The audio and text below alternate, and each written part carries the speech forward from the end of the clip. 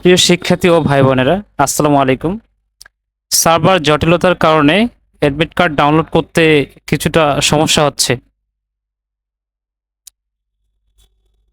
তো অনেকজনই একসঙ্গে সার্ভারে ঢুকতেছে, যার কারণে এই সমস্যাটা। জাতীয় বিশ্ববিদ্যালয় দ্রুত এই সমস্যার সমাধান করে দেবে ইনশাআল্লাহ। ঘাবড়ানো কোনো কিছু নেই, সময় আছে। সার্ভার ঠিক হলে আপনারা ডাউনলোড করে নেবেন। আর আমি এর আগে এই বিষয়ে একটা ভিডিও আপলোড করেছি, কিভাবে আপনারা অ্যাডমিট কার্ড তুলবেন। আপনারা চাইলে সেটা দেখে আসতে পারেন।